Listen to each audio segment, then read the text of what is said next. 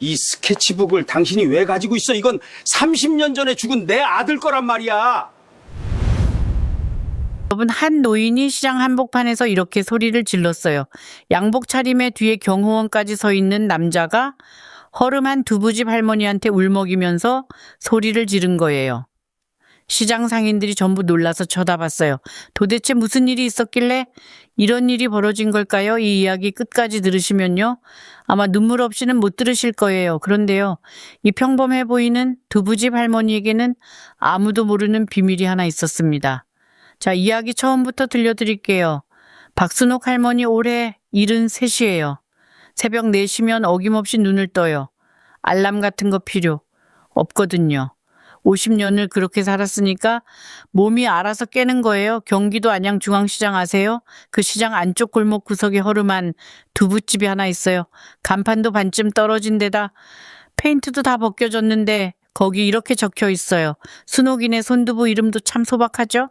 근데 이 집 두부가 진짜 유명해요.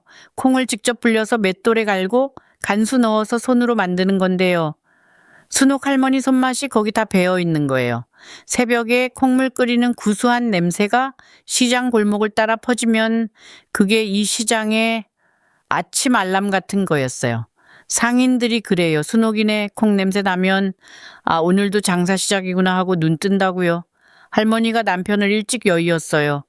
유진이 아버지 영수가 겨우 7살 때였거든요. 남편이 공사장에서 일하다가 사고로 돌아가셨어요. 그때부터 순옥 할머니가 혼자서 아들을 키운 거예요. 새벽부터 밤까지 두부를 만들고 팔고 그렇게 50년을 버텼어요. 손이 얼마나 갈라졌는지 아세요?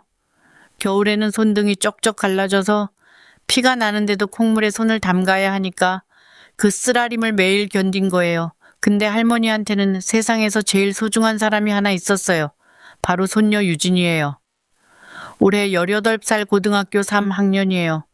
유진이가 참 특별한 애예요. 어릴 때부터 그림을 너무 잘 그렸거든요. 미술학원을 다닌 적이 한 번도 없어요. 돈이 없으니까요. 근데 할머니 가게에서 남는 포장지 뒷면에 연필로 그림을 그리는데 그게 보통이 아니었어요. 시장 사람들이 지나가다가 유진이 그림 보고 어머, 이거 누가 그린 거야? 이러면서 놀랄 정도였거든요. 특히 사람 얼굴을 그리는 게 천재적이었어요. 눈빛 하나, 표정 하나에 감정이 그대로 살아있는 거예요. 할머니가 그걸 볼 때마다 속으로 이런 생각을 했어요. 우리 유진이 미술학원이라도 보내주고 싶은데 한 달 학원비가 자기 한 달 벌이하고 맞먹으니까 어떡하겠어요? 그래서 유진이는 항상 할머니 가게 한쪽 구석에서 유튜브로 미술 강좌를 보면서 독학을 한 거예요. 그러던 어느 날이에요. 유진이가 학교에서 돌아오더니 할머니한테 달려왔어요. 할머니, 나 TK재단 미술 장학금 대회 나가도 돼. 눈이 반짝반짝 빛나는 거예요. TK재단이라고 들어보셨어요? 한국에서 5번째로 큰 대기업 TK그룹에서 운영하는 재단인데요. 매년 미술 재능이 있는 학생한테 대학 4년 등록금 전액에 유학 지원까지 해주는 엄청난 장학금이거든요. 유진이 같은 애한테는 꿈 같은 기회였어요. 근데 할머니가 걱정이 됐어요. 거기 나가는 애들은 다 강남에서 어릴 때부터 미술과외 받고 유명한 선생님한테 배운 애들이잖아요. 우리 유진이가 시장 두부집에서 포장지에 그림 그린 걸로 거기서 되겠냐. 이런 마음이 든 거예요. 근데 유진이 눈을 봤어요. 그 눈이 너무 간절했어요. 할머니는 아무 말도 못했어요. 그래, 한번 해봐라. 이 한마디가 겨우 나왔어요. 그날 밤에 할머니가 뭘 했는지 아세요? 가게 금고에서 비상금을 꺼냈어요. 3만 원이었어요. 한 달 동안 모은 푼돈이었는데 그걸로 다음날 아침 일찍 문방구에 가서 물감 세트를 하나 샀어요. 제일 싼 거였는데도 25,000원이나 했어요. 나머지 5,000원으로는 캔버스 천을 한 장 샀어요. 시장 건어물집 하는 친구 말자한테 이 얘기를 했더니 말자가 그래요. 야, 순호가 넌 참 바보 같다. 3만 원이면 네가 이틀은 먹고 살 돈인데 그걸 물감을 산다고 할머니가 웃으면서 대답했어요. 말자야, 나는 우리 유진이 눈에서 별 본다. 그 눈 한번 보면 너도 3만 원 아깝지 않을 거야. 그리고요, 여러분, 할머니 방 장롱 맨 아래 칸에 뭐가 있는지 아세요? 낡고 낡은 스케치북이 하나 있어요. 표지가 다 너덜너덜해지고 누렇게 변색됐는데 할머니가 이걸 50년 가까이 간직하고 있었거든요. 가끔 밤에 유진이가 잠들면 할머니가 그 스케치북을 꺼내서 한 장 한 장 넘겨봐요. 거기에는 연필과 수채화로 그린 아름다운 그림들이 가득했어요. 꽃풍경, 그리고 젊은 여자의 얼굴, 그때마다 할머니 눈가가 붉어지는데 그 스케치북이 누구 건지, 거기에 뭐가 그려져 있는지는 아직 아무도 몰라요. 유진이도 몰라요. 자, 이제 여기서 다른 사람 이야기를 좀 해볼게요. TK그룹 아시죠? 한국 재계 서열 5번째 대기업이에요. 자동차부터 전자, 건설, 금융까지 안 하는 게 없는 거대한 그룹인데요. 이 그룹을 이끄는 사람이 한준표 회장이에요. 올해 78이에요. 재계에서는 냉혈한이라는 별명으로 유명해요. 사업할 때 감정이라는 게 없거든요. 직원이 눈물을 흘려도 표정 하나 안 바뀌고 인정사정 없이 구조조정을 밀어붙이는 사람이에요. 그런데요, 이 냉혈한 한준표 회장한테 딱 한 가지 약점이 있어요. 매년 3월이 되면 이 사람이 달라져요. 비서실에서도 3월 한 달은 회장님한테 보고하기가 무섭다고 해요. 왜냐하면 이 양반이 3월만 되면 이유 없이 화를 내거든요. 서류를 집어던지고 회의를 중간에 나가버리고 아무한테도 말 안 하는데 비서실장 김 과장은 알아요. 3월이 회장님 첫째 아들 기일이 있는 달이라는 걸요. 한동민 회장의 첫째 아들이었어요. 30년 전에 교통사고로 세상을 떠났어요. 겨우 22살이었거든요. 미술을 전공하던 대학생이었는데 그림을 정말 잘 그리는 청년이었어요. 아버지한테 사업을 물려받으라는 소리를 수도 없이 들었지만 동민이는 끝까지 그림을 그리겠다고 했어요. 아버지, 저는 사업 안 할 거예요. 그림 그리는 게 제 인생이에요. 회장이 그 소리를 듣고 뭐라고 했는지 아세요? 그림으로 밥이 되냐? 당장 경영학과로 전과해. 이렇게 호통을 쳤어요. 부자가 크게 싸웠고 동민이가 집을 나갔어요. 그리고 그날 밤 비가 쏟아지는 도로에서 교통사고가 났어요. 준표 회장이 병원에 도착했을 때 아들은 이미 눈을 감은 뒤였어요. 간호사가 회장한테 유품 봉투를 건넸는데 거기 뭐가 있었는지 아세요? 아들 손에 파란색 물감이 묻어 있었어요. 마지막까지 그림을 그리고 있었던 거예요. 여러분 한번 상상해 보세요. 자기가 그림 그만두라고 소리쳤는데 그 아들이 마지막까지 물감을 쥐고 있었던 거예요. 그 회장은 그 뒤로 30년 동안 그 파란 물감 묻은 손을 한 번도 잊은 적이 없어요. 그래서 TK 미술장학재단을 만든 거예요. 매년 미술 재능이 있는 학생들을 지원하는 건 자기가 아들한테 못해준 걸 대신 해주는 거였어요. 속죄예요. 속죄 시상식 때마다 회장이 직접 참석해서 학생들 그림을 하나하나 다 봐요.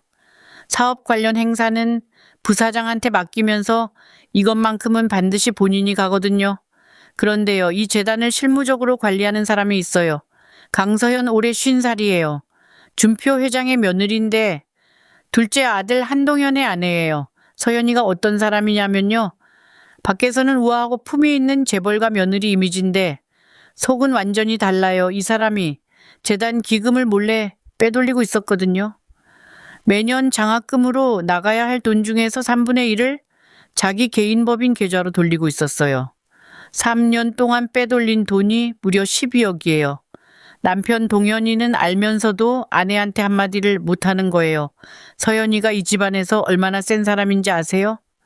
시아버지 준표 회장 앞에서도 당당하게 의견을 내는 사람이 이 집안에서 서연이밖에 없거든요. 그리고 요즘 서연이가 새로 추진하는 게 있어요. 안양중앙시장 재개발이에요. 시장 자리에 복합 쇼핑몰을 짓겠다는 건데 이게 순옥 할머니 두부집이 있는 바로 그 시장이거든요. 아직 할머니는 이 사실을 몰라요. 유진이는 그런 거 하나도 몰라요. 그냥 대회 준비에만 집중하고 있었어요. 학교 끝나면 할머니 가게로 달려와서 가게 한쪽 구석에 이젤을 세워놓고 그림을 그렸어요. 할머니가 사준 물감이랑 캔버스 딱 하나로요. 다른 애들은 연습용 캔버스만 수십 장을 쓰는데 유진이는 단 한 장이에요. 실수하면 안 되는 거예요. 지우고 다시 그리고 또 지우고 그렇게 한 장에 모든 걸 쏟아 부었어요. 뭘 그리냐고요? 할머니를 그렸어요. 새벽에 두부를 만드는 할머니의 손을 그렸어요. 주름진 손에 콩물이 묻어 있고 손등이 갈라져 있는데 그 손이 두부를 아주 정성스럽게 누르고 있는 장면이에요. 유진이가 말했어요. 할머니, 나는 할머니 손이 제일 예쁜 것 같아. 할머니가 웃으면서 이게 무슨 예쁜 손이냐 투덜거렸는데 돌아서서 눈물을 훔쳤어요. 그런데요, 여러분, 유진이가 그린 이 그림, 이 한 장의 그림이요. 이 재벌 가문 전체를 뒤흔들 줄은 정말 아무도 몰랐습니다. 대회 날이 왔어요. 3월 둘째 주 토요일이었어요. 대회장이 어디였는지 아세요? 서울 강남 한복판에 있는 TK타워 23층 대강당이에요. 유진이가 아침 일찍 할머니한테 다녀오겠습니다. 인사하고 버스를 탔어요. 안양에서 강남까지 버스로 1시간 반이 걸리거든요. 다른 애들은 부모님 차 타고 오는데 유진이는 오래된 버스에 앉아서 창밖을 봤어요. 무릎 위에 캔버스를 올려놓고 물감 가방을 꼭 안고 있었어요. 할머니가 새벽에 일어나서 김밥을 말아줬거든요. 시장에서 파는 단무지랑 시금치 넣은 소박한 김밥인데 비닐에 싸서 가방에 넣어줬어요. 유진아, 배고프면 이거 먹어, 힘내고. 와, 유진이가 티켓타워에 도착했을 때 입이 딱 벌어졌어요. 로비부터가 달랐어요. 대리석 바닥에 샹들리에가 반짝이고 정장 입은 직원들이 돌아다니고 있었거든요.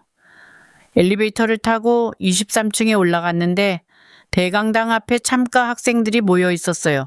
유진이가 그 애들을 보는 순간 심장이 쿵 내려앉았어요. 다들 고급 이젤을 가져왔고 물감 케이스도 전문가용이었어요. 어떤 애는 물감만 20만 원짜리를 쓰는 거예요. 옷차림도 달랐어요. 깔끔한 브랜드 옷에 운동화도 새 거고, 유진이는 교복 치매 할머니가 사준 25,000원짜리 물감 세트를 들고 있었거든요. 옆에 있던 여학생이 유진이를 위아래로 쓱 훑어봤어요. 그러더니 친구한테 속삭이는 거예요. 제 교복 입고 왔어. 유진이 귀에 그게 다 들렸어요. 얼굴이 화끈 달아올랐어요. 그때 대강당 문이 열렸는데 안에서 강서현이 나왔어요. 오늘 대회 주관자이자 심사위원 대표였거든요. 서현이가 마이크를 들고 환영 인사를 했어요. 겉으로는 웃으면서 따뜻한 말을 했는데 속으로는 이미 결과가 정해져 있었어요. 서현이 오빠의 딸, 그러니까 서현의 조카 민지가 참가자로 나와 있었거든요. 서현이가 대회 전날 밤에 심사위원 3명한테 전화를 했어요. 민지 작품의 가산점 좀 줘요. 이 장학금은 우리 TK 가문 이름으로 나가는 거잖아요. 심사위원들이 뭐라고 하겠어요? 재벌가 며느리가 직접 전화를 했었는데 거절할 수가 있나요? 결과는 이미 짜여진 거였어요. 근데 서현이가 유진이를 봤어요. 교복 입은 애가 하나 있으니까 눈에 띄잖아요. 서현이가 속으로 웃었어요. 저런 애가 뭘 하겠어. 입상도 못할 건데 그냥 내버려 두면 되겠지. 대회가 시작됐어요. 주제가 뭐였는지 아세요? 내 인생에서 가장 소중한 것. 이 주제를 듣는 순간 유진이 머릿속에 딱 하나가 떠올랐어요. 할머니 손이요. 매일 새벽 콩을 갈고 두부를 만드는 그 손. 주름 사이사이에 50년 세월이 새겨진 그 손, 유진이가 캔버스 앞에 앉았어요. 그리고 그림을 그리기 시작했어요. 다른 애들은 밑그림을 연필로 꼼꼼하게 그리고 시작하는데 유진이는 달랐어요. 바로 물감을 짰어요. 그리고 붓을 잡는 순간 유진이 눈빛이 변했어요. 평소에 소심하고 조용하던 그 애가 갑자기 완전히 다른 사람이 된 것처럼 집중을 하기 시작한 거예요. 붓이 캔버스 위를 미끄러지듯 움직이는데 그게 어떻게 표현하면 좋을까요? 춤을 추는 것 같았어요. 물감이 번지고 섞이면서 형태가 잡혀가는데 감독관이 지나가다가 유진이 캔버스를 보고 멈춰 섰어요. 그리고 한참을 서서 바라봤어요. 그 감독관이 나중에 이렇게 말했대요. 그 학생이 붓을 잡는 걸 보고 소름이 돋았다고, 독학이라는 게 믿기지 않는 터치였다고. 3시간 뒤에 대회가 끝났어요. 유진이가 제출한 그림은 할머니의 손이었어요. 두부를 누르는 주름진 손등에 갈라진 틈 사이로 반창고가 붙어 있고 손톱에는 콩물이 끼어 있고, 그런데 그 손이 세상에서 제일 따뜻해 보이는 거예요. 빛이 손 위에 내려앉는 방식이라든가 손가락 사이로 새어나오는 두부의 하얀 물결이라든가 보는 사람이 그 손의 온기를 느낄 수 있을 정도로 생생했어요. 근데요, 여기서 중요한 게 뭐냐면요. 유진이의 그림에는 뭔가 특별한 게 있었어요. 색을 쓰는 방식이요. 빛과 그림자를 표현하는 방식이 일반적이지 않았어요. 미술을 전공한 사람이 보면 바로 알 수 있는 건데 유진이의 터치에는 독특한 필법이 있었거든요. 빛을 잘게 쪼개서 색을 겹겹이 올리는 방식인데 이게 미술 교과서에 나오는 기법이 아니에요. 어디서 배운 건지 아세요? 할머니 장롱 속에 있던 그 낡은 스케치북이요. 유진이가 어릴 때부터 그 스케치북을 보면서 따라 그린 거예요. 거기에 그려진 그림의 화풍을 무의식적으로 흡수한 거예요. 그게 왜 중요하냐고요. 바로 여기서 이야기가 완전히 뒤집어지거든요. 심사가 시작됐어요. 심사위원 5명이 작품을 하나씩 돌아보면서 점수를 매기고 있었어요. 근데 오늘 특별 심사위원이 한 명 더 있었어요. 바로 한준표 회장이에요. 매년 최종 심사에만 참여하는데 올해는 처음부터 직접 보겠다고 한 거예요. 3월이니까요. 아들 기일이 있는 달이니까. 마음이 복잡했던 거예요. 회장이 작품을 하나씩 보면서 지나갔어요. 잘 그린 그림도 있었고 못 그린 그림도 있었고 그냥 무표정으로 고개만 살짝 끄덕이면서 지나갔는데 유진이 그림 앞에 섰을 때 회장의 발이 멈췄어요. 아니 몸 전체가 얼어붙었어요. 비서실장이 뒤에서 봤는데 회장님 얼굴에서 혈기가 쫙 빠지는 게 보였대요. 회장이 유진이 그림을 뚫어지게 쳐다봤어요. 1초, 2초, 3초, 4초, 5초가 지나도 꼼짝을 안 하는 거예요. 비서실장이 회장님 괜찮으세요? 하고 물었는데 대답이 없었어요. 회장의 눈이 그림 위를 천천히 훑고 있었어요. 손에 주름빛에 각도 색을 올리는 방식, 그 독특한 필법 혐압 회장의 입술이 파르르 떨리기 시작했어요. 이건 동민이 화풍이야. 회장이 중얼거렸어요. 아무도 못 들을 만큼 작은 목소리로 이건 동민이가 색을 쓰던 방식이야. 30년 전에 죽은 아들 한동민 그 애가 빛을 표현하던 바로 그 방식이 이 18살 소녀의 그림에 고스란히 살아있었던 거예요. 회장이 유진이를 찾았어요. 대강당 한쪽 구석에서 김밥을 먹고 있던 유진이한테 다가갔어요. 회장의 눈이 이미 젖어 있었어요. 학생이 이 그림 네가 그린 거 맞지? 유진이가 깜짝 놀라서 고개를 들었어요. 네, 맞아요. 누구한테 배운 거니? 이 색을 쓰는 방식, 이 빛을 표현하는 방법. 누가 가르쳐 준 거야? 회장의 목소리가 떨리고 있었어요. 유진이가 당황해서 대답했어요. 저 미술학원 다닌 적 없어요. 그냥 독학이에요. 할머니 가게에 낡은 스케치북이 하나 있는데 어릴 때부터 그거 보면서 따라 그렸어요.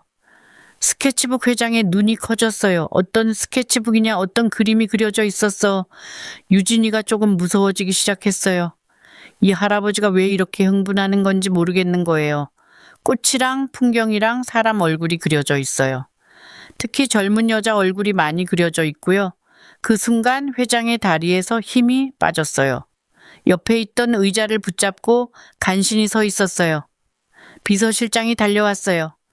회장은 대답 대신 창밖을 바라봤어요. 그 순간 회장의 머릿속에 30년 전 그날 밤이 떠올랐습니다.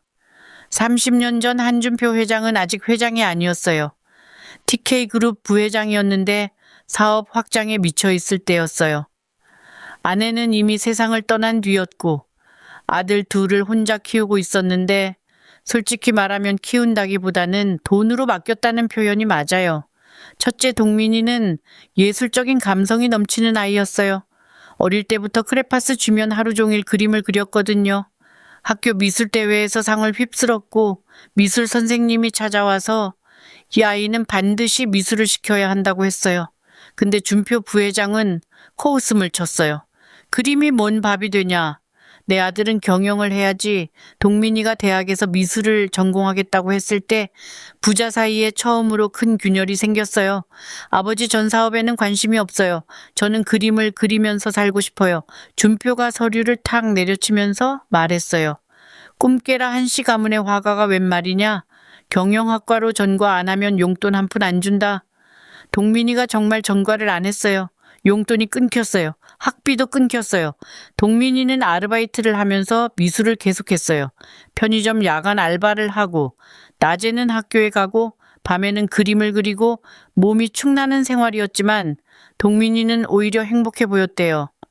대학 동기들이 그렇게 말했어요. 동민이는 그때가 제일 눈이 빛났다고 그러던 어느 날 동민이가 아버지한테 찾아왔어요. 마지막이 될 줄도 모르고요. 아버지 저 개인전을 열게 됐어요. 대학 갤러리에서 제 그림을 전시해 준대요. 와서 한번 봐주시면 안 될까요? 준표가 뭐라고 했는지 아세요? 개인전 그래서 거기서 밥이 나와. 돈이 나와 아직도 정신을 못 차렸냐. 동민이 눈에서 빛이 꺼지는 게 보였대요. 비서가 그때 옆에서 봤는데 동민 도련님 표정이 그렇게 슬플 수가 없었다고 해요. 동민이가 고개를 숙이고 아버지 사무실을 나갔어요. 그리고 그날 밤 비가 쏟아지는 강변북로에서 교통사고가 났어요. 맞은편에서 트럭이 중앙선을 넘어왔고 동민이의 작은 차가 가드레일을 뚫고 나가 한강 2개 처박혔어요. 준표가 병원에 도착했을 때 의사가 말했어요. 사망 시각 밤 11시 23분입니다. 준표가 연간실에서 아들 얼굴을 봤어요. 평화로워 보였대요. 마치 잠든 것처럼. 그런데 아들 손을 잡았을 때 파란색 물감이 묻어 있었어요. 손톱 사이에 파란 물감이 끼어 있었어요. 차 안에서 스케치북이 발견됐거든요. 사고 나기 직전까지 그림을 그리고 있었던 거예요. 뭘 그렸는지 아세요? 젊은 여자의 얼굴이었어요. 눈이 크고 웃고 있는 여자 누군지는 아무도 몰랐어요. 그 스케치북은 경찰이 유품으로 분류했다가 준표한테 전달됐어야 했는데 어찌된 영문인지 유품 목록에서 스케치북이 사라졌어요. 분명히 차 안에 있었는데 목록에는 없었어요. 준표가 경찰에 항의했지만 이미 처리가 끝났다면서 찾아주지 않았어요. 그때부터 30년 동안 준표 회장은 그 스케치북을 찾고 있었어요. 비서실에 특별 지시가 있었거든요. 아들의 유품, 특히 스케치북에 관한 정보가 있으면 무조건 보고하라. 30년이에요. 30년 동안 못 찾았어요. 그런데 오늘 이 미술대회 대강당에서 자기 아들의 화풍을 똑같이 가진 소녀를 만난 거예요. 그것도 할머니 가게에 있는 스케치북을 보고 따라 그렸다는 소녀를 그 이야기를 하면서 자, 이제 같은 시각 다른 곳에서 무슨 일이 벌어졌는지 이야기해 볼게요. 유진이가 대회에 나간 그 토요일 아침에 유진이 아버지 영수는 김포에 있는 건설 현장에 출근했어요. 영수가 어떤 사람이냐면요. 올해 47이에요. 몸이 튼튼한 편인데 이 나이에 아직도 일용직 건설 노동자예요. 학교를 많이 못 다녔거든요. 할머니가 혼자서 키우느라 고생하는 거 보면서 영수가 중학교 때부터 일을 했어요. 엄마, 나 돈 벌게 공부보다 돈이 급하잖아. 순옥 할머니가 울면서 말렸지만 영수는 학교를 그만두고 공사장에 나갔어요. 그때부터 25년째 공사장을 전전하고 있는 거예요. 아내는 유진이 3살 때 집을 나갔어요. 가난을 못 버텼거든요. 그래서 유진이는 태어날 때부터 할머니 손에서 자란 거예요. 영수는 달마다 월급을 할머니한테 갖다 드려요. 120만 원 그 돈으로 할머니랑 유진이 생활비를 보태는 건데 본인은 현장 컨테이너에서 자면서 라면으로 끼니를 때우는 거예요. 그 토요일 오전 영수가 9층 높이 철근 작업을 하고 있었어요. 안전줄을 메고 있었는데 바람이 세게 불었어요. 발판이 흔들렸고 영수가 균형을 잃었어요. 안전줄이 낡아서 끈이 끊어졌고 영수가 5m 아래로 떨어졌어요. 다행히 중간에 자재더미가 있어서 목숨은 건졌는데 오른쪽 다리가 완전히 부러졌고 갈비뼈도 3대가 금이 갔어요. 현장 소장이 112에 전화를 했어요. 보호자분 산재가 났습니다. 김포중앙병원으로 오셔야 합니다. 그 전화를 순옥 할머니가 받은 거예요. 할머니가 두부를 만들다가 전화기를 떨어뜨렸어요. 하얀 콩물이 바닥에 쏟아졌는데 할머니 눈에는 아무것도 안 보였어요. 아들이 또 다쳤다고 또 공사장에서 할머니가 시장 말자한테 가게 좀 봐달라고 하고 병원으로 달려갔어요. 택시비가 15,000원이나 나왔는데 그런 거 생각할 겨를이 없었어요. 병원에 도착하니까 영수가 침대에 누워 있었어요. 오른쪽 다리에 깁스를 하고 얼굴이 시퍼렇게 멍이 들어 있었어요. 영수가 엄마를 보더니 웃으면서 말했어요. 엄마, 나 괜찮아. 좀 쉬면 돼. 할머니가 아들 손을 잡고 울었어요. 뭐 소리 없이 울었어요. 간호사가 와서 말했는데요. 산재 처리가 되면은 치료비는 나오는데 그게 처리되기까지 시간이 걸리고 당장 수술비 300만 원을 내셔야 한대요. 300만 원 할머니한테 300만 원은 어마어마한 돈이에요. 두부집 한 달 순수입이 80만 원인데 거기서 생활비 빼고 남는 게 거의 없거든요. 유진이는 대회가 끝나고 집에 왔다가 이 소식을 들은 거예요. 아빠가 다쳤다고 유진이가 병원으로 달려갔어요. 할머니가 복도에 앉아서 멍하니 벽을 바라보고 있었어요. 그 뒷모습이 어찌나 작아 보이던지 유진이 가슴이 찢어지는 것 같았대요. 할머니 유진이가 달려가서 할머니를 안았어요. 할머니가 유진이를 꼭 껴안으면서 괜찮아, 괜찮아. 우리 유진이는 걱정 마. 이렇게 말하는데 할머니 목소리가 떨리고 있었거든요. 괜찮지 않은 거예요. 그날 밤 할머니가 집에 돌아와서 장롱을 열었어요. 맨 아래 칸에 있는 그 스케치북 옆에 봉투가 하나 있었거든요. 비상금이에요. 할머니가 10년 넘게 푼돈 모아서 만든 비상금인데 전부 합쳐서 180만 원이었어요. 300만 원에 한참 모자라요. 할머니가 스케치북을 꺼내 들었어요. 한 장 한 장 넘기면서 그 그림들을 봤어요. 50년 가까이 간직한 그림들. 할머니 눈에서 눈물이 흘렀어요.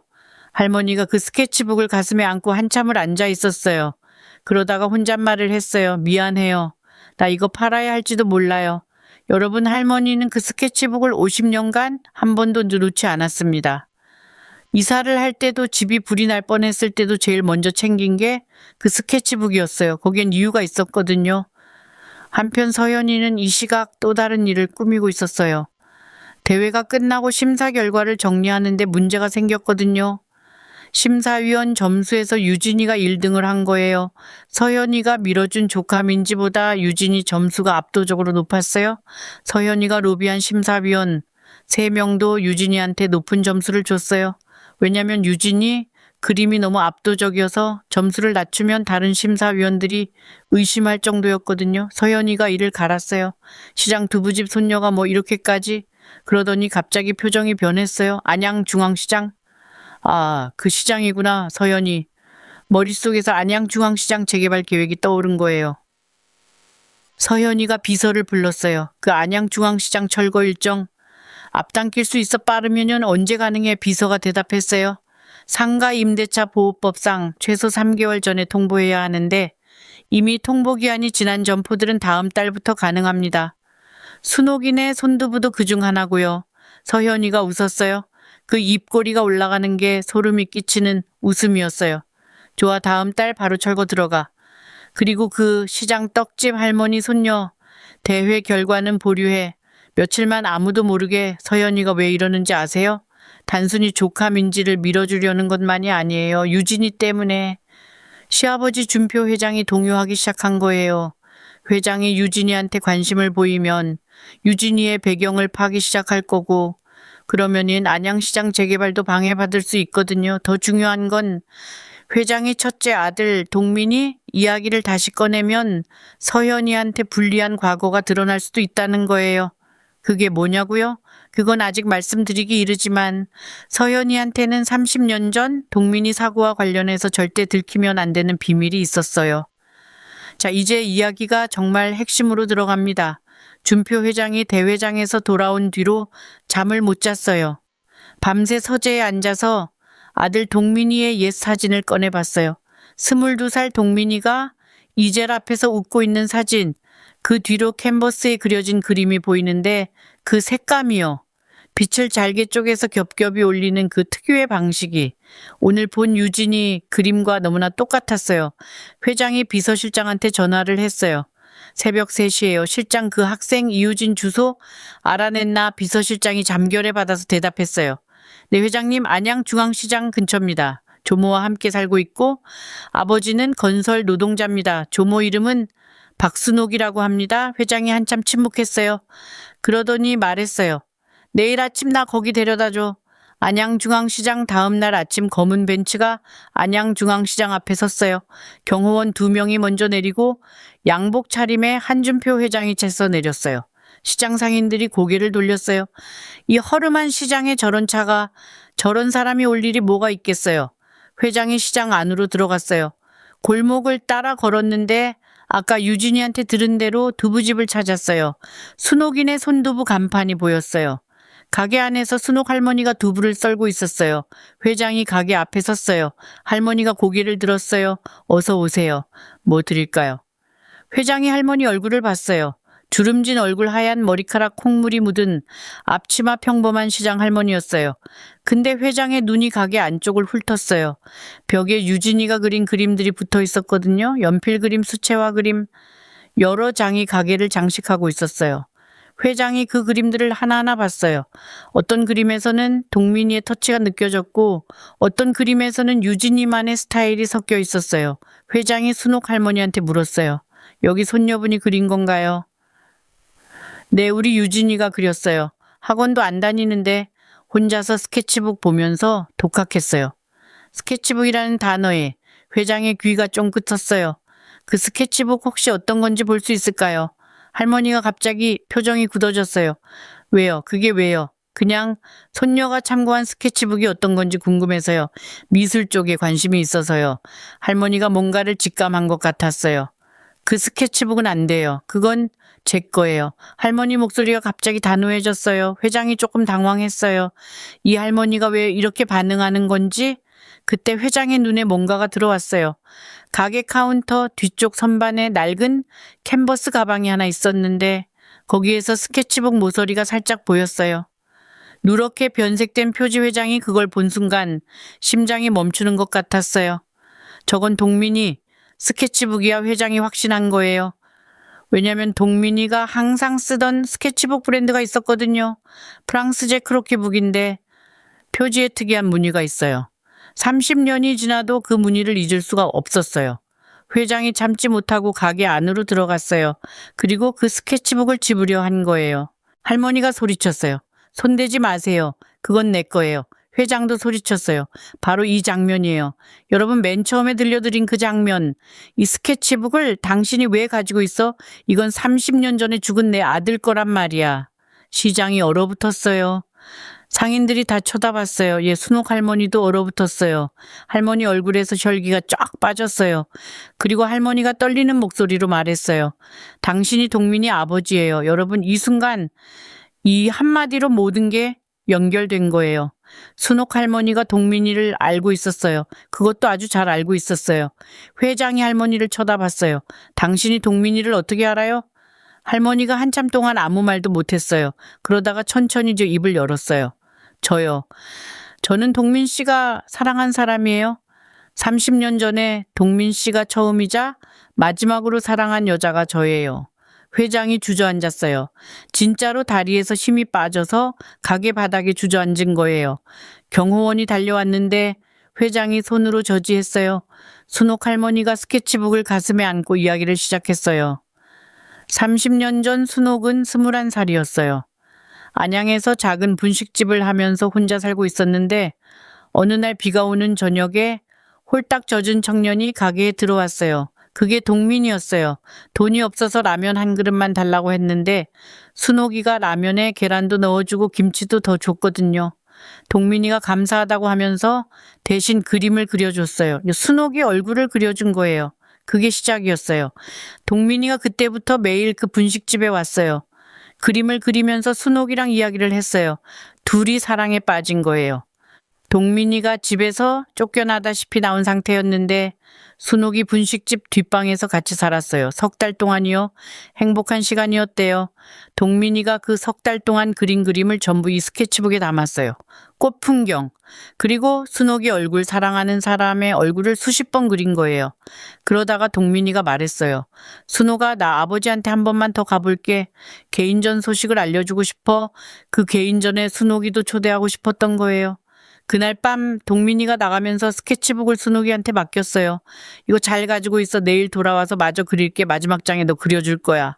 그런데 동민이는 돌아오지 않았어요. 그날 밤 교통사고가 난 거예요.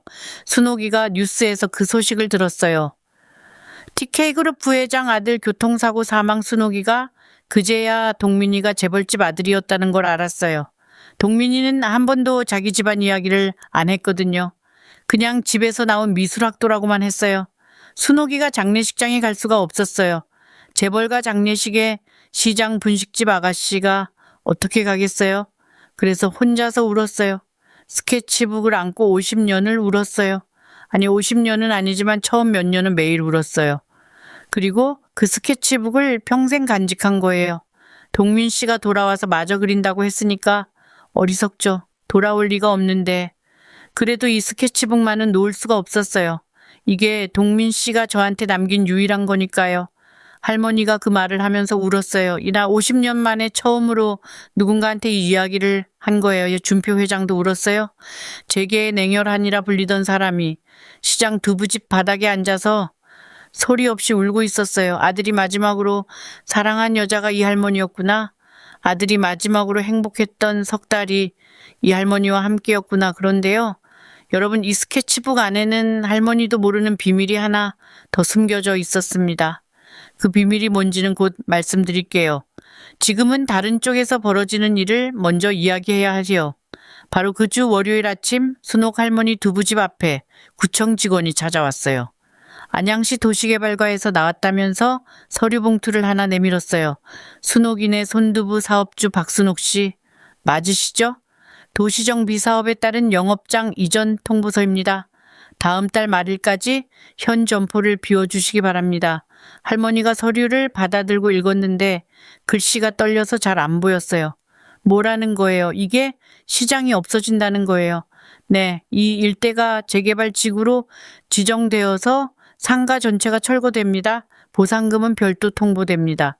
할머니 다리에서 힘이 빠졌어요. 이 자리에서 50년을 장사했는데 다음 달까지 나가라고 시장 상인들이 모두 같은 서류를 받았어요. 건어물집 말자도 떡집 아저씨도 반찬가게 이모도 전부 다 시장이 발칵 뒤집어졌어요. 말자가 달려왔어요. 순호가 너도 받았어. 우리가 어딜까? 여기가 아니면 어디서 장사를 해? 할머니가 서류를 쥔 손이 하얗게 질려 있었어요. 아들은 병원에 누워 있고 손녀 대회 결과는 아직 안 나오고 이제 가게까지 날아가게 생긴 거예요. 그 주에 할머니한테 일이 한꺼번에 쏟아졌어요. 영수병원에서 전화가 왔는데 수술을 빨리 해야 한대요. 오른쪽 다리에 금속핀을 박아야 하는데 수술비가 300만 원, 그리고 재활비까지 합치면 500만 원이 필요하다고요. 산재 처리는 회사에서 아직 서류를 안 내서 보류 중이래요. 왜 안 내냐면 그 건설 현장이 불법 하도급 현장이어서 산재 처리하면 자기들이 처벌받으니까 일부러 늑장을 부리는 거예요. 할머니가 은행에 갔어요. 대출을 받아보려고 했는데 소득 증빙이 안 돼서 안 된대요. 두부집 매출이 현금 위주라 정식 소득이 거의 없는 것처럼 나오거든요. 지인한테 빌려볼까 했는데 할머니 주변에 돈 있는 사람이 없어요. 다들 시장 상인들이니까 형편이 비슷한 거예요. 말자한테도 사정을 말할 수가 없었어요. 말자도 재개발 통보받고 정신이 없는데 거기다 돈까지 빌려달라고 하면 어떡해요. 할머니가 마지막으로 생각한 게 있어요. 스케치북이에요. 50년 가까이 간직한 동민이의 스케치북. 이게 미술 전공자의 작품이고 그것도 재벌가 아들의 유작이면 돈이 될 수도 있지 않을까. 할머니가 이 생각을 하면서 자기 자신이 너무 싫었어요. 이건 동민 씨가 나한테 맡긴 거잖아. 내가 이걸 돈으로 바꾸면 안 되는 거잖아. 근데 아들은 병원에 누워있고 손녀는 밥을 못 먹을 수도 있고 가게는 날아가고 할머니가 밤새 잠을 못 잤어요.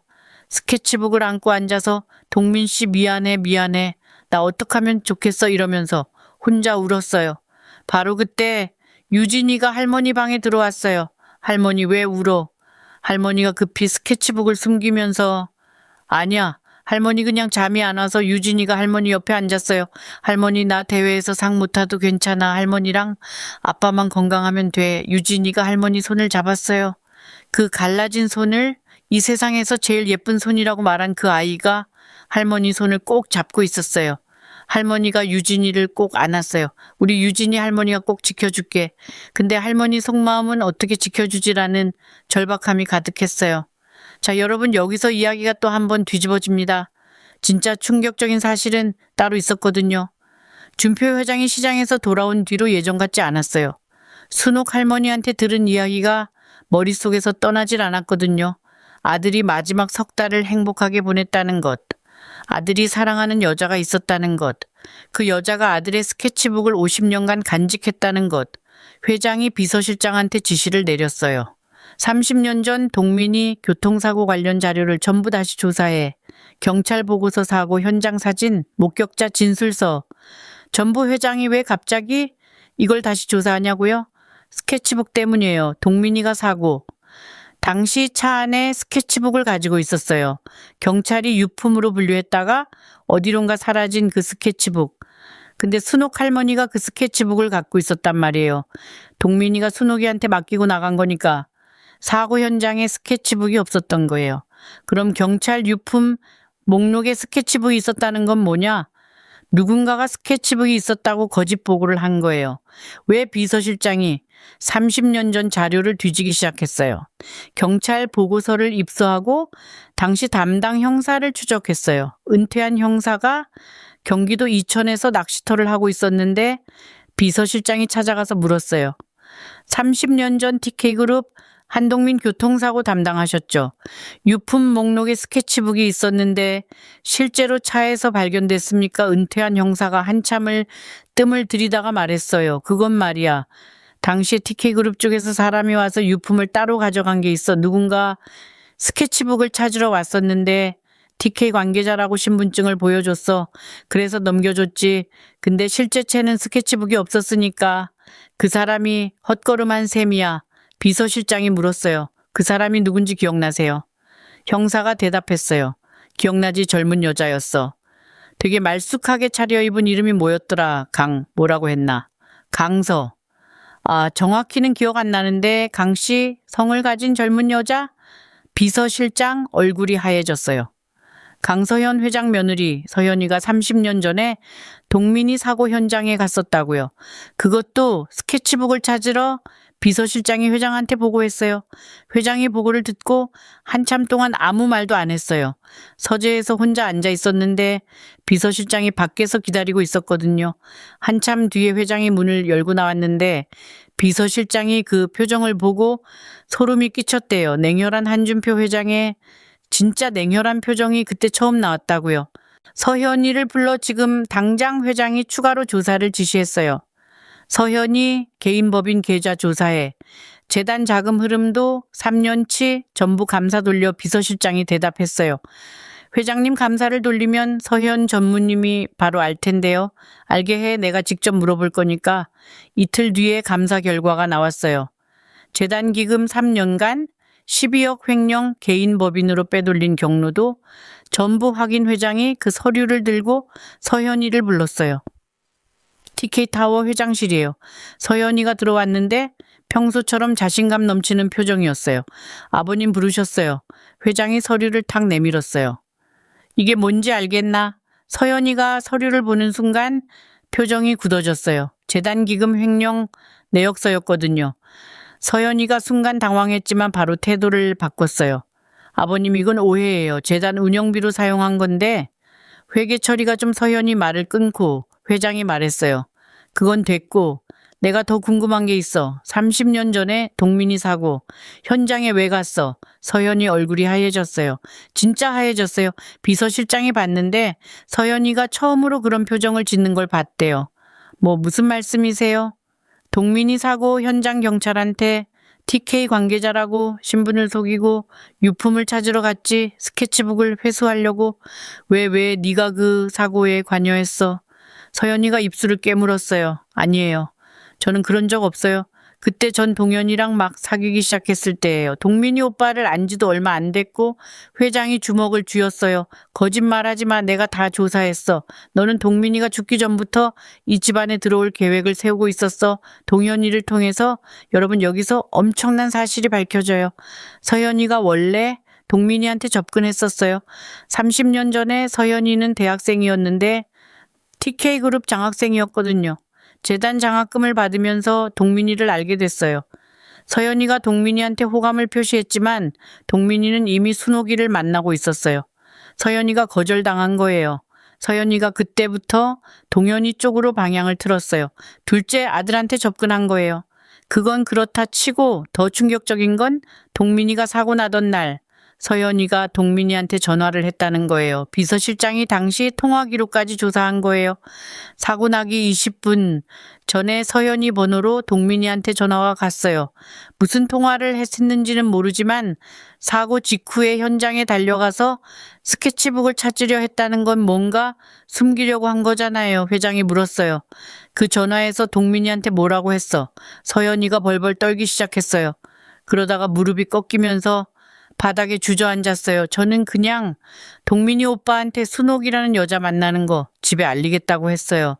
그 여자가 누군지 아냐고. 시장에서 분식집 하는 여자라고. 그런 여자랑 재벌가 아들이 어울리냐고. 회장 얼굴이 일그러졌어요. 네가 그래놓고 동민이가 흥분한 상태에서 운전을 한 거냐. 네가 그래서 내 아들이 서현이가 울면서 말했어요. 저는 몰랐어요. 그런 일이 생길 줄은 정말 몰랐어요. 그냥 협박 좀 하려고 한 거예요.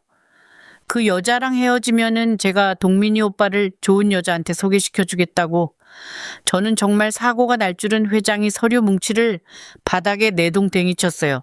나가, 당장 나가. 그리고 변호사한테 연락해. 넌 이 집안에서 끝이야. 서현이가 울면서 나갔어요. 근데 서현이가 그냥 당할 사람이 아니었어요.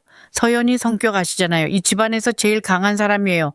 서현이가 비서한테 전화했어요. 안양중앙시장 철거. 이번 주 안에 강행해. 무슨 일이 있어도 그 두부집 할머니 내보내 방역이에요. 서현이가 회장한테 찍혀서 위기에 몰리니까 순옥 할머니를 타깃으로 삼은 거예요. 순옥 할머니가 이 상황에서 없어지면 회장이 추적할 단서가 줄어드니까. 그리고 유진이 대회 수상도 무효로 만들려고 심사위원한테 압력을 넣었어요. 심사 규정 위반이 있었다고 이의 제기를 한 거예요. 유진이가 참가 자격 서류에서 학교 추천서가 없었다는 이유로 수상을 취소하려는 거였어요. 실제로 유진이는 학교에서 추천서 없이 개인 자격으로 지원했었거든요. 규정에는 추천서가 필수라고 되어 있었는데 접수 담당 직원이 유진이 사정을 봐서 그냥 넘어간 거였어요. 서현이가 그걸 걸고 넘어진 거예요. 유진이한테는 대회 결과가 아직 안 나온 상태에서 갑자기 사무국에서 연락이 왔어요. 이유진 학생 참가 자격에 문제가 있어서 심사가 보류됐다고요. 유진이가 전화를 받고 멍해졌어요. 할머니한테 말도 못하고 혼자서 방에 앉아 있었어요. 그림 그리던 캔버스를 보면서 속으로 생각했어요. 역시 나 같은 애는 안 되는 건가? 시장 두부집 손녀는 그런 데 끼면 안 되는 건가? 유진이 눈에서 눈물이 떨어졌어요. 캔버스 위에 떨어진 눈물이 물감을 번지게 했어요. 근데요, 여러분 여기서 포기하면 이야기가 끝나겠죠. 유진이가 결심한 게 있어요. 유진이가 할머니한테 갔어요. 할머니 나 TK 재단 가서 직접 이야기하고 올게. 할머니가 놀라서 뭐하러 유진이가 말했어요. 나는 떳떳하게 그림을 그렸어. 추천서가 없었던 건 잘못이지만 그림은 내가 진심으로 그린 거잖아. 그걸 직접 말하고 올게. 할머니가 유진이를 말렸어요. 유진아 그 사람들은 우리 같은 사람 말 안 들어 괜히 가서 창피만 당하면 어떡해. 유진이가 할머니 손을 잡았어요. 할머니가 50년 동안 두부를 만들면서 한 번도 도망간 적 없잖아. 나도 도망 안 할 거야. 할머니가 눈물을 글썽이면서 아무 말도 못했어요. 자기 인생이 딱 그랬거든요. 힘들어도 도망치지 않고 여기서 버텼어요. 유진이가 그걸 보고 배운 거예요. 유진이가 서울로 올라갔어요. TK타워 로비에 들어섰는데 접수 데스크에서 막혔어요. 약속 없으시면 올라가실 수 없습니다. 유진이가 사정을 말했어요. TK 미술장학재단 참가자인데 심사 보류 통보를 받아서 담당자를 만나러 왔다고 데스크 직원이 전화를 돌렸는데 재단 사무국에서 오지 말라는 거예요. 서연이가 미리 차단해 놓은 거예요. 유진이가 로비에 서 있었어요. 어쩔 줄 모르고 서 있는데 사람들이 지나가면서 쳐다봤어요. 교복 입은 애가 재벌 빌딩 로비에 서 있으니까 눈에 띄잖아요. 바로 그때 엘리베이터에서 한 사람이 내렸어요. 한준표 회장이었어요. 회장이 로비를 지나가다가 유진이를 봤어요. 또 대회에서 만난 유진이 아니냐. 유진이가 고개를 들었어요. 회장님 저 그림 심사가 보류됐대요. 추천서가 없어서 자격이 안 된다고. 유진이 눈에 눈물이 그렁그렁한데 울지 않으려고 입술을 꽉 깨물고 있었어요. 회장이 유진이를 보면서 가슴이 뜨끔했어요. 30년 전 동민이가 보이는 거예요. 동민이도 그랬어요. 아버지한테 그림 그리겠다고 말할 때 입술을 꽉 깨물면서 참았거든요. 회장이 유진이한테 말했어요. 따라와라 회장이. 유진이를 데리고 엘리베이터를 탔어요. 회장실로 올라가는 동안 회장이 물었어요. 할머니는 건강하시냐? 유진이가 대답했어요. 할머니는 괜찮은데요. 아빠가 다치셔서 병원에 계세요. 그리고 시장이 재개발된대요. 할머니 가게가 없어질 수도 있어요. 회장의 눈이 가늘어졌어요. 재개발 어디 안양중앙시장이요. TK건설에서 추진하는 사업이래요. 회장이 걸음을 멈췄어요. TK건설. 그건 서연이가 맡고 있는 사업이잖아. 모든 게 연결되기 시작했어요. 서연이가 재단 기금을 횡령하고 유진이의 수상을 막고 순옥 할머니의 가게를 철거하려 하고 30년 전에는 동민이 사고에 연루되어 있었고 전부 한 사람이 벌인 일이었어요. 회장이 유진이를 회장실에 앉혀놓고 비서실장을 불렀어요. 재단 심사 보류건 즉시 해제해, 그리고 안양중앙시장 재개발건 전면 재검토 지시해. 비서실장이 대답했어요. 알겠습니다. 근데 회장님, 서현 전무님이 반발하실 텐데요. 회장이 단호하게 말했어요. 서현이는 내가 처리한다. 유진이가 회장실 소파에 앉아서 이 상황을 이해하지 못하고 있었어요. 왜 이 할아버지가 자기를 이렇게 도와주는 건지 유진이가 조심스럽게 물었어요. 할아버지, 왜 저를 이렇게 도와주세요? 저는 그냥 시장 두부집 손녀인데요. 회장이 유진이를 바라봤어요. 한참을 바라보다가 말했어요. 네 할머니한테 오래된 스케치북 있지? 유진이가 고개를 끄덕였어요. 그 스케치북을 가져올 수 있겠니? 내가 할머니한테 직접 부탁하고 싶은데 유진이가 왜요? 하고 물었어요. 회장이 대답했어요. 그 스케치북에 아주 중요한 게 들어있을 수 있어서. 그래, 유진이는 잘 모르겠지만 일단 알겠다고 했어요. 유진이가 집에 돌아가서 할머니한테 TK 회장님이 스케치북을 보고 싶어 하신다고 했어요. 할머니가 놀랐어요. 이미 시장에서 만났을 때 그 사람이 동민이 아버지라는 걸 알았으니까 할머니가 한참을 고민했어요. 그리고 결심했어요. 가져다 드리자. 이제 이건 나만 간직할 게 아닌 것 같다. 다음 날 순옥 할머니가 스케치북을 들고 TK타워에 갔어요. 유진이가 같이 갔어요. 회장실에 들어갔는데 회장이 의자에서 일어나서 할머니를 맞이했어요. 오세요. 할머니가 스케치북을 꺼냈어요. 이건 동민 씨가 저한테 맡기고 간 거예요.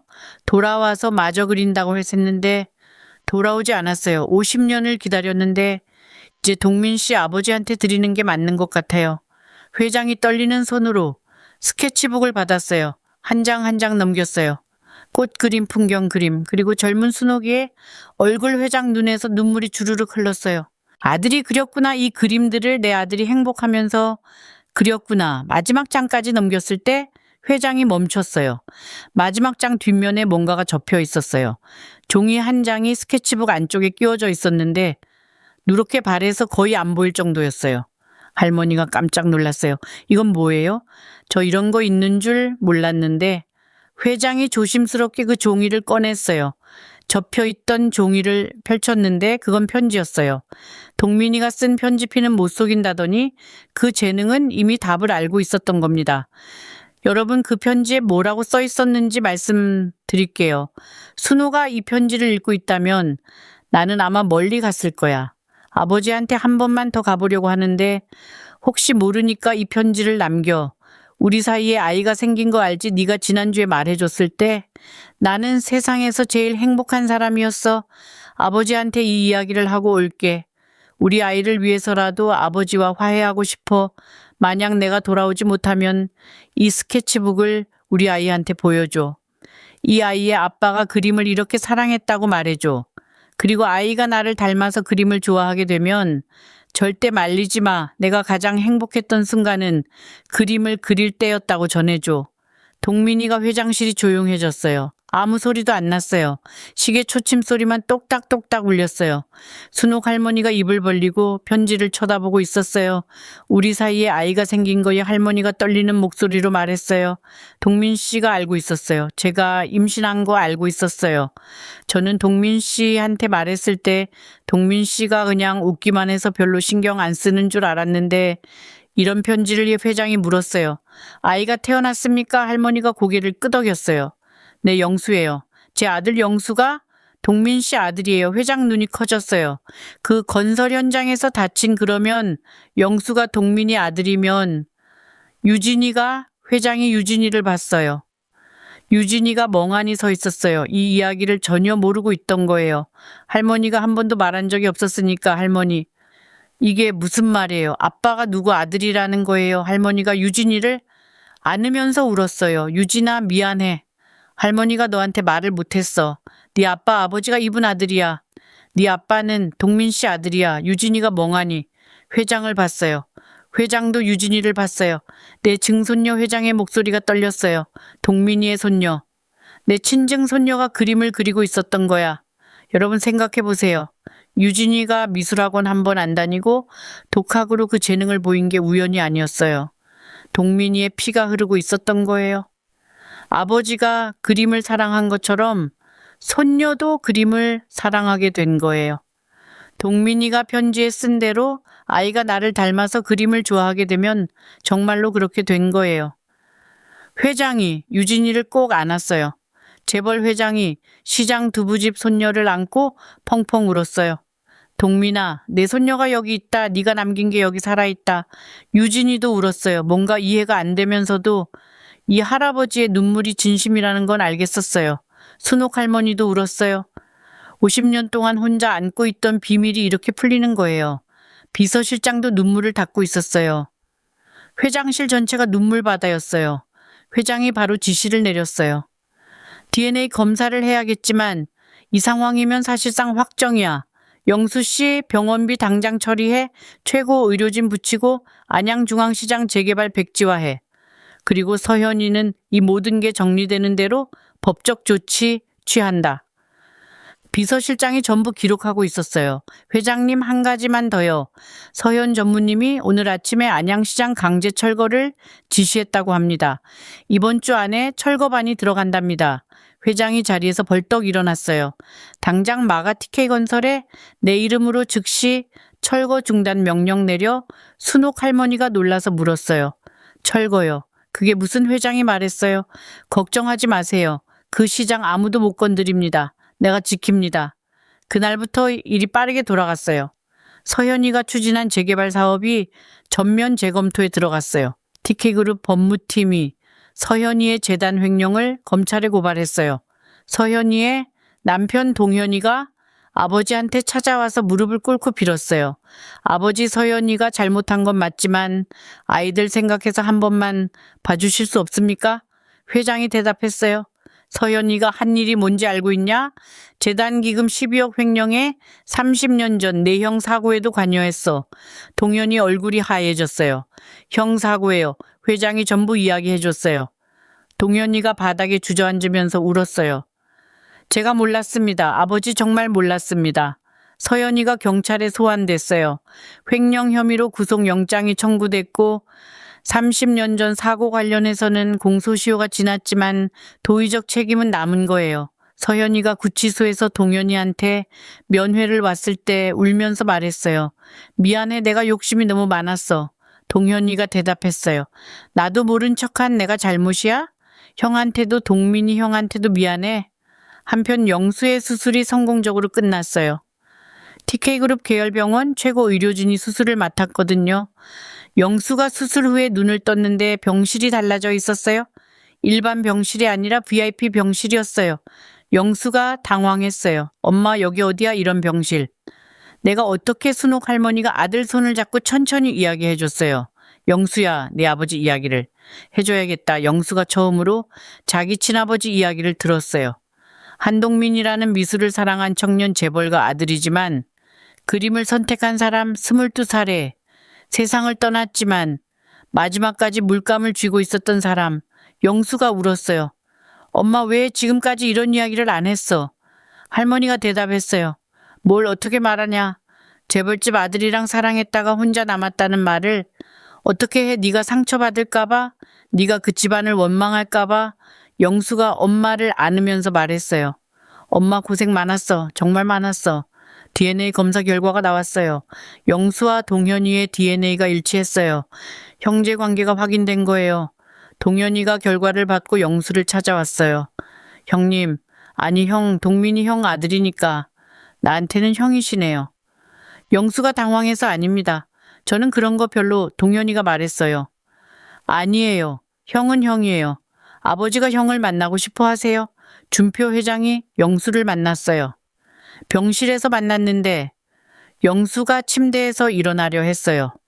회장이 손으로 누르면서 누워있어라 영수가 어색하게 웃으면서 저는 그냥 공사장 일용직이에요. 이런 거 불편합니다. 회장이 말했어요. 네 아버지가 나한테 마지막으로 한 말이 뭔지 아느냐? 그림 그리는 게 제 인생이에요. 그 말을 하고 나간 뒤로 내가 30년을 후회했다. 근데 네 딸이 그림을 그리더라. 아버지를 빼닮아서. 회장이 영수 손을 잡았어요. 고맙다. 네가 살아있어줘서 동민이가 이 세상에 남긴 게 있어서 정말 고맙다. 영수가 태어나서 처음으로 아버지라는 존재의 온기를 느꼈어요.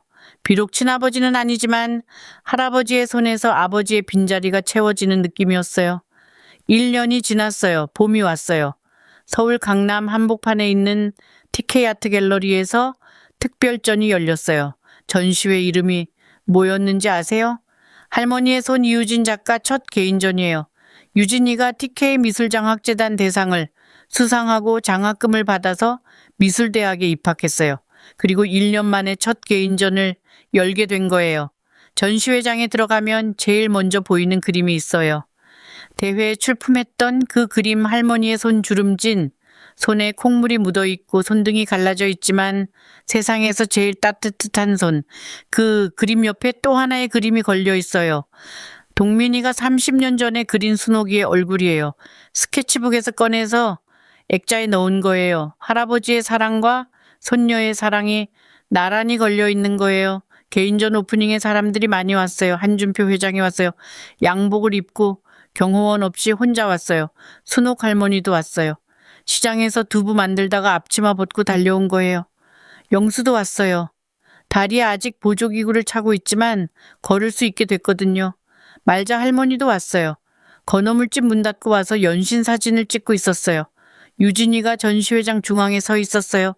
1년 전 교복 입고 물감 가방 하나 들고 있던 그 소녀가 지금은 자기 이름이 적힌 갤러리에 서 있는 거예요. 회장이 유진이 그림 앞에 섰어요. 할머니의 손 그림을 한참 바라봤어요. 그러다가 옆에 걸린 동민이 그림을 봤어요. 30년 전 아들이 사랑하는 여자를 그린 그림, 그리고 지금 손녀가 사랑하는 할머니를 그린 그림, 둘 다 사랑하는 사람의 손에서 태어난 그림이에요. 옆 회장이 중얼거렸어요. 동민아, 네가 맞았다 그림으로 밥이 되는구나. 회장 볼을 타고 눈물이 흘렀어요. 30년 전에 아들한테 했던 말, 그림으로 밥이 되냐, 그 말을 30년 만에 스스로 뒤집은 거예요. 순옥 할머니가 회장 옆에 와서 섰어요. 두 사람이 나란히 서서 그림을 봤어요. 아무 말도 안 했어요. 말이 필요 없었어요. 이 두 사람을 이어준 건 30년 전에 세상을 떠난 한 청년의 사랑이었으니까. 안양중앙시장은 재개발이 취소됐어요. 회장이 TK그룹 차원에서 시장 현대화 사업으로 방향을 바꿨거든요. 지금 시장을 허물고 쇼핑몰을 짓는 게 아니라 시장 건물을 리모델링해서 깨끗하게 만드는 거예요. 순옥인의 손두부도 새 간판을 달았어요. 깔끔한 새 간판인데 글씨는 똑같아요. 순옥인의 손두부 달라진 건 가게가 조금 넓어졌다는 거예요. 옆 칸까지 터서 유진이가 그림 그릴 수 있는 작은 아틀리에를 만들었거든요. 유진이가 대학 다니면서 주말에 할머니 가게에 와서 그림을 그려요. 할머니는 여전히 새벽 4시에 일어나서 두부를 만들어요. 달라진 게 뭐냐고요. 이제 혼자가 아니라는 거예요. 영수가 퇴원해서 시장에서 할머니를 도와주고 있어요. 건설 현장은 안 나가요. 회장이 TK그룹 계열사의 관리직 자리를 마련해 줬는데 영수가 사양했어요. 저는 우리 엄마 두부집에서 일하겠습니다. 이게 제 자리예요. 회장이 웃으면서 대답했어요. 네 아버지도 그랬다. 자기 자리를 스스로 골랐지. 가끔 회장이 시장에 와요. 경호원 없이 혼자요. 순옥인의 두부집에 앉아서 순두부찌개를 먹어요. 그러면서 벽에 걸린 유진이 그림들을 봐요. 할머니가 두부를 내오면서 말해요. 많이 드세요. 회장이 웃으면서 먹어요. 두 사람 사이에 동민이가 있어요? 보이지 않지만 거기에 있어요? 전시회장에서 마지막으로 이런 일이 있었어요. 유진이가 인사말을 했었는데요. 이 전시회의 첫 번째 그림은 할머니의 손이에요. 제가 세상에서 제일 사랑하는 손이에요. 그리고 이 옆에 걸린 그림은 제가 한 번도 만나보지 못한 할아버지가 그린 거예요. 저는 이 할아버지의 그림을 보면서 그림을 배웠어요. 피는 못 속인다고 하잖아요. 저도 이 할아버지처럼 그림이 좋아요. 그림을 그릴 때가 제일 행복해요. 이 할아버지가 편지에 이렇게 쓰셨대요. 아이가 나를 닮아서 그림을 좋아하게 되면 절대 말리지 마, 할아버지. 저 그림 좋아하게 됐어요. 아무도 말리지 않았어요. 할머니가 저를 지켜줬어요. 유진이가 울먹이면서 말했어요. 할머니 고마워요. 전시회장에 있던 사람들이 전부 울었어요. 회장도 울었어요. 영수도 울었어요. 순옥 할머니는 맨 앞줄에 앉아서 유진이를 바라보고 있었어요. 할머니 눈에서 눈물이 흘렀는데 입게는 웃음이 있었어요. 여러분 가끔 이런 생각 안 하세요? 이 세상에 우연이라는 게 있을까? 유진이가 미술학원 한 번 안 다니고 그림을 잘 그리게 된 것, 할머니가 50년간 스케치북을 간직한 것, 유진이가 그 스케치북을 보고 자란 것, 대회에서 회장이 그 그림을 본 것, 이 모든 게 우연이었을까요? 아니면 30년 전에 세상을 떠난 한 청년이 보이지 않는 곳에서 이 모든 걸 이어준 걸까요? 동민이가 마지막 편지에 쓴 그 한 줄, 우리 아이를 부탁해. 그 부탁이 50년이 지나서야 이렇게 지켜진 거예요. 오늘 이야기 여기까지예요, 여러분. 혹시 주변에 오래된 물건 하나 간직하고 계신 거 있으세요? 버리지 못하는 사진이나 편지나 누군가의 흔적이 담긴 물건이요. 그거 버리지 마세요. 언젠가 그게 누군가를 이어줄 수도 있으니까요. 이 영상이 마음에 드셨다면 좋아요와 구독